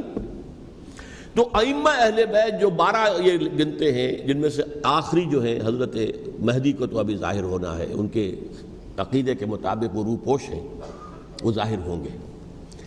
لیکن 11 حضرات کے بارے میں یہ کہ حضرت حسین کے سوا کسی نے بھی چیلنج نہیں کیا وقت کے نظام کو, اور حضرت حسین نے بھی اس مغالطے پر کیا کہ کوفی ساتھ دیں گے, اور یہ موقع ہے کہ یہ جو 6ٹھی منزل اسلام کی گر گئی ہے اسے دوبارہ تعمیر کر دیا جائے. انہوں نے خلافت کا دعویٰ نہیں کیا تھا, یہ انہیں عوام کو مغالطے میں مبتلا کیا گیا کہ یہ خلافت کا مدعی ہو کر سامنے آیا. جیسا کہ میں نے آپ سے کہا تھا, امیر معاویہ نے حضرت علی کے عہد خلافت میں کبھی خلافت کا دعویٰ نہیں کیا, مدعی خلافت نہیں تھے. وہ تو یہ کہتے تھے کہ قاتلان حسین جو ہے, قاتلان عثمان کو سزا دو, قصاص دو, بس. اسی طرح حضرت حسین نے بھی, اب دیکھیے اس ضمن میں اس میں کوئی شک نہیں ہے, حضرت حسین رضی اللہ تعالی عنہ کی جو شہادت ہوئی ہے اور ان کے ساتھیوں کی, اعزاء و اقارب کی, تاریخ انسانی میں یہ عزم, ہمت, شجاعت, مثابرت, صبر, استقلال, استقامت, اس کی بہت روشن مثال ہے, بہت روشن مثال ہے, بہت روشن مثال ہے. لیکن اس سے تاریخ کی رفتار پر کوئی اثر نہیں پڑا. وہ جو ملوکیت آ گئی تھی وہ اور گہری سے گہری ہوتی چلی گئی. واقعہ کربلا کے بعد تو واقعہ ہررا ہوا, میں نے گنوا دیا آپ کو. اس سے زیادہ تو میرے خیال میں کہ اور ہمارے لیے لائق شرم جو ہے کوئی واقعہ ہے ہی نہیں اس پہلو سے. لیکن حضرت حسین کا ایک, اب ان کو یہ کہ میں مطلب یہ کہ اگر میں ان کے ہاتھ پر بیعت کر لیتا ہوں, جو کہ اس وقت سامنے موجود تھے, کہ یزید کی بیعت تمہارے ہاتھ پر کرتا ہوں, تو گویا کہ اپنے آپ کو سرنڈر کر دیتے. وہی خطرہ جو امیر معاویہ کو تھا کہ مجھے وہ تو پہنچنے بھی نہیں دیں گے علی تک رضی اللہ تعالیٰ عنہ, اور مجھے پہلے ہی شہید کر دیں گے. یہی خطرہ حسین کو تھا رضی اللہ تعالیٰ عنہ کہ مجھے یزید تک پہنچنے نہیں دیں گے, پہلے ہی قتل کر دیں گے. اور ویسے بھی یہ ایک شرافت, مروت اور حمیت اور غیرت اور عزت نفس کا تقاضا بھی تھا کہ بھائی معاملہ ہے یزید کا, میرا مجھے وہاں جانے دو, اللہ اللہ خیر صلح, یو کین اسکورٹ می, میرے دائیں بائیں چلو تاکہ میں کہیں اور بھاگ نہ جاؤں تمہارے خیال میں, مجھے وہاں پہنچا دو, میں وہاں پہ جا کے اسے معاملہ کر لوں. لیکن انہوں نے قتل کیا. اصل قاتلان کوفی, وہی سبائی. البتہ یہ ہے کہ اس واقعے کی جو یادگار ہے اس میں کوئی شک نہیں ہے کہ اس نے مسلمانوں میں سے ایک گروہ کے دل میں قربانی اور شہادت کا جذبہ بہت پیدا کیا, اس میں کوئی شک نہیں. اور جس طریقے سے کہ عاشورہ محرم میں یاد منائی جاتی ہے, جس طریقے سے اس نے اہل تشیع کے اندر قربانی کا جذبہ بے انتہا پیدا کر دیا. اگرچہ وہ جذبہ بروئے کار نہیں آتا, اس لیے کہ ان کے ہاں یہ عقیدہ ہے, یہ طے ہے کہ جب تک حضرت مہدی ظاہر نہیں ہوں گے ہم کسی کے خلاف بغاوت نہیں کریں گے. یہ پوری تاریخ میں ان کا معاملہ رہا, تمام جو ہے ائمہ اہل بیت کا معاملہ رہا. جب تک مہدی نہیں آتے, keep sitting and keep waiting, wait and see, that's all. یہ تو خمینی صاحب نے کیا ہے, آیت اللہ خمینی صاحب نے, کہ انہوں نے یہ ایران کے شیعوں کو باور کرایا کہ بھائی جب آئیں گے حضرت مہدی آ جائیں گے, لیکن ہم اب ہاتھ پر ہاتھ رکھ کر بیٹھے رہیں, باطل کو چیلنج بھی نہ کریں. ہمیں کچھ تو کرنا چاہیے, وہ ہاتھ پاؤں ہلانے چاہیے, اور کچھ نہیں تو مہدی کا راستہ جو ہے صاف کرنا چاہیے, تمہید کرنی چاہیے, ان کے راستہ ہموار کیا جائے. تو یہ ان کی بڑی عظمت ہے آیت اللہ خمینی صاحب کی کہ اہل تشیع ایران کے جو ہے ان سے انہوں نے یہ بات منوا لی کہ ہم بالکل انرٹ نہیں بیٹھے رہیں گے, بلکہ اب انہیں نائب امام قرار دے کر, اور ولایت فقیہ کے فلسفے کے حوالے سے, یہ 2 چیزیں ان کی جو ہیں بنیادی فلسفے کی ہیں, وہ اس وقت میرا موضوع نہیں ہے. انہوں نے عوام کو ایسا کھڑا کیا ہے کہ 20,000 سے لے کر 30,000 کے درمیان انسانوں نے جانیں دے دی. عورتوں کے جلوس نکلے, شیرخوار بچہ گود میں ہے عورت کے, اور گولی کھا رہی ہے اور مر رہی ہے, گر رہی ہے. آپ سوچئے زندگی کتنی عزیز ہوتی ہے, اور شیرخوار بچے کے لیے ماں کی جو زندگی ہے, اس ماں کو اپنی زندگی کتنی عزیز تر ہوگی کہ اپنے لیے نہیں تو اس بچے کے لیے مجھے جینا ہے. لیکن نہیں, گولیاں کھائیں اور گری. یہ جذبہ انہی میں ہے. واقعہ یہ ہے کہ اہل سنت کے اندر یہ جذبہ نہ ہونے کے برابر ہے. یہ میں واشگاف الفاظ میں کہہ رہا ہوں. پورے عالم اسلام میں صرف شیعہ ایران ایسا نکلا ہے کہ جس نے بادشاہت کا خاتمہ کیا. باقی سعودی عرب میں بادشاہت بیٹھی ہوئی ہے، ڈٹ کر بیٹھی ہوئی. اربوں ڈالر کا ایک ایک محل بنتا ہے ان بادشاہوں کا، اور سنی سن ہے، سن، کوئی حرکت نہیں. وہ تو اب جو حرکت ہو رہی ہے وہ اینٹی امریکن حرکت ہے جو ہو رہی ہے. وہ در حقیقت وہ مسئلہ بالکل دوسرا ہے جو اس وقت ہو رہا ہے، لیکن یہ کہ عالم اسلام میں کوئی تحریک ایسے نہیں اٹھی. یہ اہل تشیع میں ہے، جو بالکل استثنائی بات ہے کہ انہوں نے جو ہے ایک ایسا بادشاہ جس کو کہا جاتا تھا کہ اس کا جو اسلحہ خانہ ہے وہ ایشیا میں سب سے بڑا اسلحہ خانہ ہے، جو 2500 سالہ پرانی جو ایک عظمت تھی ایران کی، اس کو دوبارہ تازہ اور زندہ کرنا چاہتا تھا. 2500 سالہ برسی اس نے منائی تھی، اس کے لیے ایک شہر آباد کیا تھا کہ خسرو یا سائرس یا ذوالقرنین قرآن مجید کی اصطلاح میں اس کی یادگار بنائی تھی. اور وہ سوچ رہا تھا کہ وہی عظمت دوبارہ ایران کی ہوگی جو کہ خسرو کے زمانے میں تھی، جس کا قرآن مجید میں سورہ کہف کے اندر ذکر ہے، مشرقی فتوحات، مغربی فتوحات، شمالی فتوحات. تو وہ بادشاہ ہے، اس کو بھاگنا پڑا وہاں قربانی کی وجہ سے. تو یہ جو ہے واقعہ کربلا نے، اس میں کوئی شک نہیں ہے کہ ایک ایسی مشعل روشن کی ہے جس کو کہ ہر شخص کو دیکھنا چاہیے. یہ بھی انسان، جیسے کہ اقبال نے ایک شعر کہا تھا غالب کے لیے، فکر انسان پر تیری ہستی سے یہ روشن ہوا ہے پرے مرغ تخیل کی رسائی تاک ہو جا. تو فکر انسان پر حضرت حسین کی قربانی سے یہ واضح ہوا ہے کہ انسان کس حد تک جا سکتا ہے قربانی دینے کے لیے اپنے کسی مقصد کے لیے. مقصد ان کا جو تھا، میں نے اسی لیے آیت پڑھی تھی، معاذ اللہ ثم معاذ اللہ. میں ایک آخری بات جو کہہ رہا ہوں وہ نوٹ کر لیجئے. ایک خاص انتہائی نقطۂ نظر کے عام کیے جانے کی وجہ سے سنیوں میں بھی ایک انتہائی رد عمل پیدا ہوا ہے. Extreme rightist سنیز. اگر ایک طرف سے حملہ کیا گیا ہے حضرت عثمان کی نیت پر، ان کو خیانت کا الزام لگایا گیا، ان پر اقربا پروری کا الزام لگایا گیا، حضرت ابو موسیٰ شریف پر خیانت اور غداری کا الزام لگایا گیا، یہ ساری چیزیں اگر صحابہ کرام کے اوپر ہوئی ہیں، امیر معاویہ پر، امیر اور عمرو بن العاص پر، تو جواب میں کچھ لوگ کھڑے ہو گئے. حضرت علی وہ اقتدار کے طالب تھے، معاذ اللہ ثم معاذ اللہ ثم معاذ اللہ. یہ اہل سنت کا موقف نہیں ہے. حضرت حسین اقتدار کے طالب تھے، ہرگز نہیں، ہرگز نہیں، ہرگز نہیں. وہی اصول جو میں نے بتایا تھا سب کے لیے لاگو رہے گا. وہ امیر معاویہ کے لیے ہے تو حضرت علی کے لیے بھی ہے، حضرت حسین کے لیے بھی ہے. یہ نیک نیت ہے. آپ ان کی کسی رائے سے اختلاف کر سکتے ہیں لیکن ان کی نیت پر حملہ نہیں کریں گے. نیت پر حملہ کریں گے آپ کا ایمان بالرسالت جو ہے وہ مجروح ہو جاتا. یہ رسول کے ساتھ بھی ہے، رسول نے ان کا تزکیہ کیا، یتلو علیہم آیاتہ ویزکیہم، اس کا سارا عمل محمد کا کیا ہوا صلی اللہ علیہ وسلم. تو صحابی کے معاملے میں یہ ہمارے ہاں ان کو اہل سنت جو ہیں، جو معتدل مزاج کے، اور اکثریت ان کی، یہ تو چند لوگ ہیں ذرا قلم چلا لیتے ہیں تو ان کی بہت سی کچھ چھوٹی چھوٹی کتابیں بھی شائع ہو گئی ہیں بہت، لیکن انہیں اہل سنت نے قرار دیا ناسبی یا خارجی. جیسے خوارج نے کہا تھا حضرت علی بھی کافر ہیں اور حضرت امیر معاویہ بھی کافر ہیں، حضرت عمرو بن العاص بھی کافر ہیں، معاذ اللہ ثم معاذ اللہ. ایسے ہی کچھ لوگ حضرت حسین پر بھی الزام لگاتے ہیں کہ اقتدار کی ہوس اور طلب کے اندر انہوں نے یہ سارا سفر کیا تھا، اور بس یہ ہے کہ وہ جو بازی تھی وہ ہار گئے. اللہ اللہ خیر صلی اللہ، اس سے آگے کیا ہے معاملہ؟ نہیں، معاذ اللہ ثم معاذ اللہ.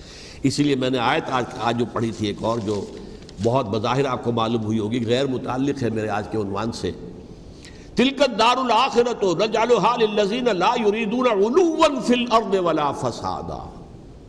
یہ سورہ قصص کے آخری آیات میں سے. دیکھو یہ آخرت کا گھر جو ہے وہ ہم خاص کر دیں گے ان لوگوں کے لیے جو اس زمین میں اپنے اقتدار کے طالب نہیں ہوتے.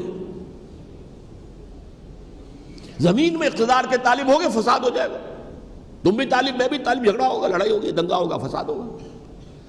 تلک الدار الآخرۃ نجعلھا للذین لا یریدون علوا فی الارض ولا فسادا. جو لوگ زمین میں اپنے اقتدار کے طالب اور اس کے نتیجے میں فساد پیدا کرنے والے نہیں ہیں، ان کے لیے ہم نے آخرت کا گھر خاص کیا ہے. والعاقبۃ للمتقین، اور عاقبت جو ہے، انجام کار، آخرت جو ہے وہ تو متقیوں کے لیے ہے.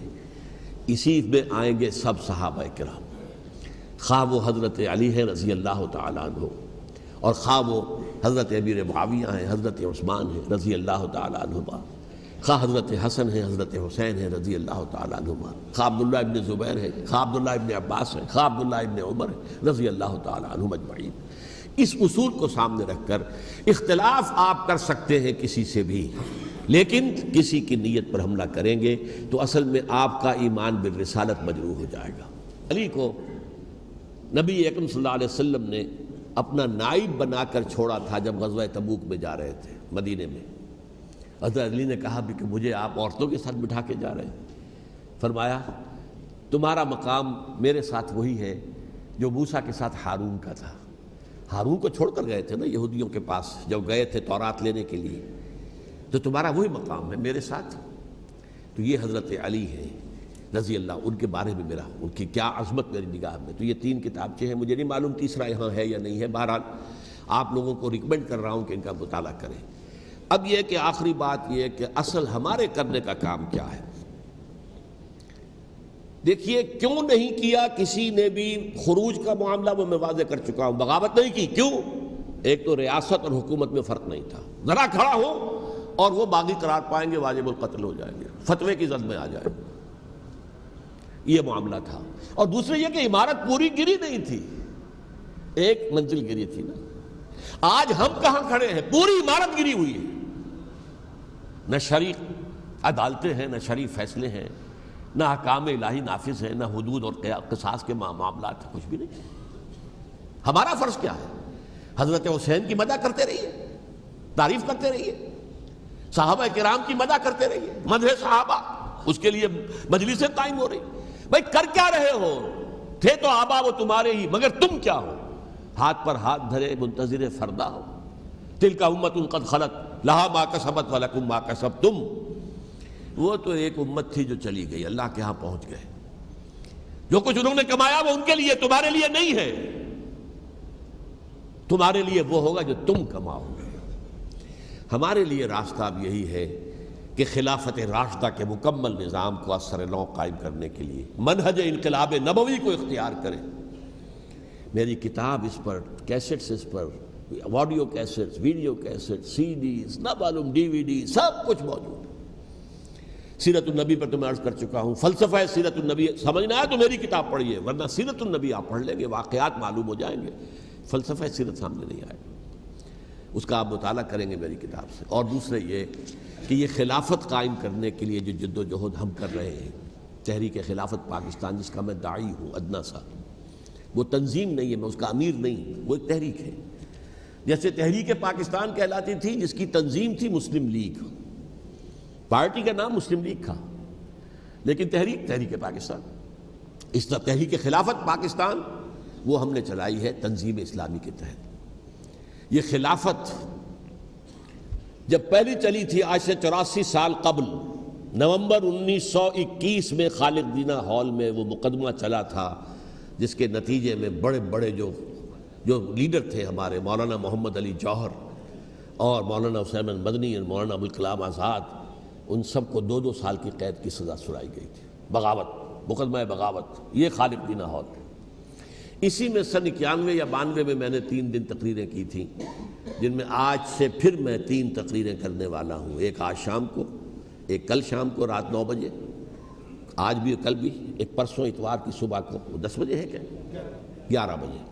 تو ان میں آپ حضرات شرکت فرمائیں، تاکہ اصل جو ہمارے کرنے کا کام ہے، تاریخ کو بھی سمجھنا چاہیے، تاریخ کے عوامل کیا ہیں، کیا پس پردہ عوامل کار فرما تھے، کیا کسی شے کی اصل حقیقت ہے، وہ سمجھنا چاہیے۔ لیکن یہ ہے کہ اس اعتبار سے میں نے جب یہ لفظ استعمال کیا تھا اس مذاکرے میں، لپ سروس، کہ یہ ہم صرف لپ سروس کرتے رہے، مدح کے بیان کرتے رہے، منقبت بیان کرتے رہے، حضور کی نعتیں کہتے رہے، تو اس سے تو بات نہیں بنے گی جب تک کہ وہ فرض منصبی شہادت علی الناس کا جو ہمارے ذمے ہے بحیثیت امت محمد صلی اللہ علیہ وسلم، اس کو ادا نہ کرے۔ مجھے خوشی ہے کہ اس کی بھی تائید دونوں حضرات نے کی، ہاں یہ لپ سروس کا معاملہ ہے۔ اللہ تعالی حضرت حسین کے نقش قدم پر چلتے ہوئے، بلکہ اصل میں تو ہمارے لیے اسوہ رسول ہے محمد صلی اللہ علیہ وسلم کا، اس پر چلتے ہوئے ہم پاکستان میں اسلام کا نظام خلافت قائم